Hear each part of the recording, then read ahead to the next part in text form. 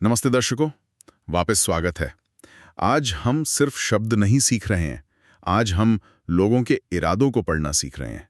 ये एक बहुत ही दिलचस्प नजरिया है क्योंकि भाषा सिर्फ कम्युनिकेशन का एक टूल नहीं है।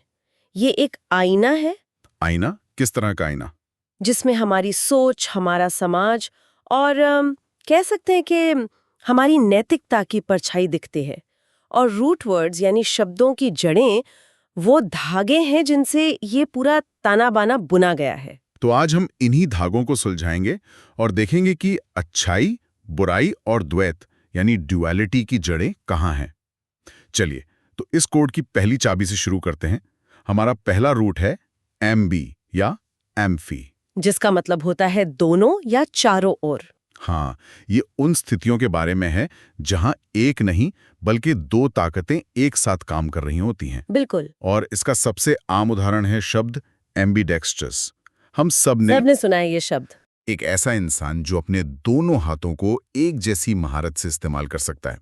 और इसको याद रखने के लिए बिहार में तो सबके पास एक जबरदस्त रेफरेंस है। अच्छा, कौन सा? फिल्म 3 इडियट्स के वायरस वीरू सहस्त्रबुद्धे। अरे हाँ, वो जो दोनों हाथों से एक साथ लिखते थे। बिल्कुल, वो इमेज इस शब्द को दिमाग में हमेशा के लिए चिपका देती है। एम्बी मतलब दोनों और डेक्स्टर मतलब दाहिना हाथ या कुशल। वो विजुअल कमाल का है, इसमें कोई शक नहीं। लेकिन एक दिलचस्प बात बताऊं? बताइए। असल में क्लिनिकल एम्बीडेक्सटेरिटी मतलब दोनों हाथों में बिल्कुल बराबर की कुशलता अविश्वसनीय रूप से दुर्लभ है। अच्छा। हाँ, ज्यादातर लोग जिन्हें हम एम्बीडेक्स्ट्रस कहते हैं असल में वो होते हैं जिनका नॉन डोमिनेंट हैंड भी बहुत कुशल होता है, पर पूरी तरह बराबर नहीं। मतलब ये शब्द खुद ही एक आदर्श स्थिति को दिखाता है जो असल में मिलती नहीं। बिल्कुल, ये अपने आप में एक डुअलिटी है। इसी रूट से जुड़े दो और शब्द हैं जो अक्सर बहुत कंफ्यूज करते हैं, एम्बिगुअस और एम्बिवलेंट। और ये फर्क समझना बहुत जरूरी है, खासकर कॉम्पिटिटिव एग्जाम्स के लिए। तो क्या है ये फर्क? देखिए, एम्बिगुअस का ताल्लुक किसी बयान या जानकारी से होता है। जब कोई बात साफ ना हो, जिसके एक से ज्यादा मतलब निकाले जा सकते हो, तो वो बयान एम्बिगुअस है। मतलब अस्पष्ट। हाँ, इसमें एम्बी मतलब दोनों और एजेर रूट का मतलब है चलाना। तो एक ऐसी बात जो दो रास्तों पर एक साथ चल रही हो। और एम्बिवलेंट? एम्बिवलेंट का रिश्ता सीधा सीधा भावनाओं से है, फीलिंग से। अच्छा।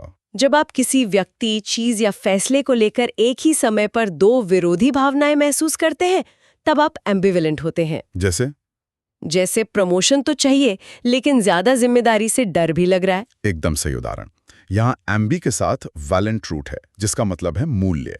आपके लिए दोनों ही भावनाओं का बराबर मूल्य है और आप चुन नहीं पा रहे। कमाल है।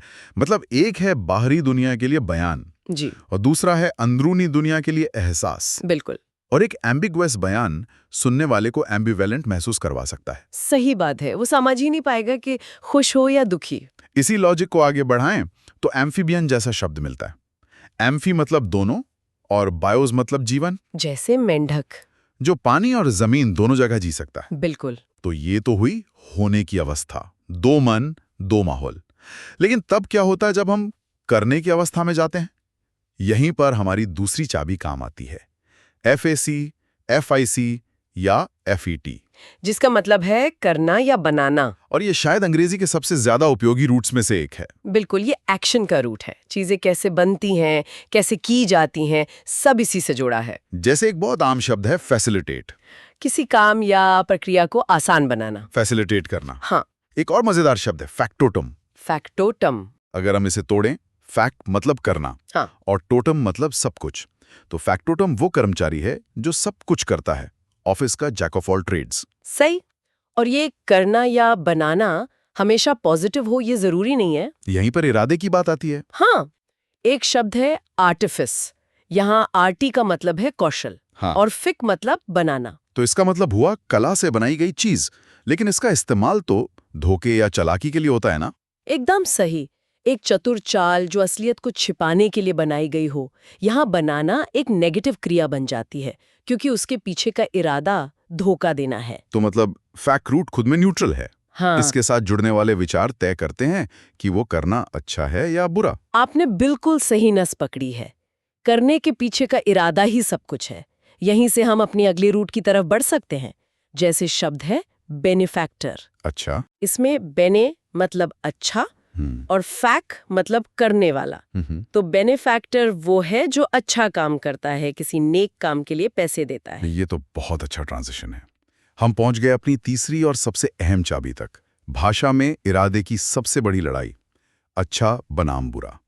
और इस लड़ाई के दो सबसे बड़े योद्धा हैं, रूट्स बेने जिसका मतलब है अच्छा, और मेल जिसका मतलब है बुरा। ये भाषा की सबसे सीधी बाइनरी है। तो स्टूडेंट्स के लिए एक सिंपल सा नियम है, बेने को अपना दोस्त समझे और मेल को अपना दुश्मन। सही है। अगर आपको परीक्षा के विकल्प में बेने दिखता है तो ये एक पॉजिटिव शब्द है, अगर मेल दिखता है तो ये नेगेटिव है। बिल्कुल। तो चलिए बेने के कुछ उदाहरण देखते हैं। एक रूट है वॉलेंट जिसका मतलब है इच्छा करना। हाँ। तो अगर हम बेने को वॉलेंट के साथ जोड़ दें तो क्या बनेगा? बेनेवलेंट। बेनेवलेंट यानी अच्छी इच्छा रखने वाला, दयालु, परोपकारी। और अगर हम मेल को वॉलेंट के साथ जोड़ दें तो इसका ठीक उल्टा मिलेमुएंट यानी बुरी इच्छा रखने वाला। अगर कोई आपका बुरा चाहता है तो वो मिलेवलेंट है। ये कितना सरल और शक्तिशाली है।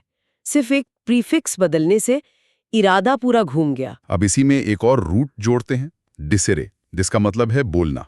अच्छा। बेने प्लस डिसेरे बन जाता है बेनेडिक्शन, अच्छा बोलना, यानी आशीर्वाद। हाँ, अगर कोई आशीर्वाद दे रहा है तो वो बेनेडिक्शन है। सिंपल है ना? बिल्कुल। और मैल प्लस डिसेरे क्या होगा? मैलिडिक्शन, बुरा बोलना, यानी अभिशाप या शाप। ये तो कमाल है।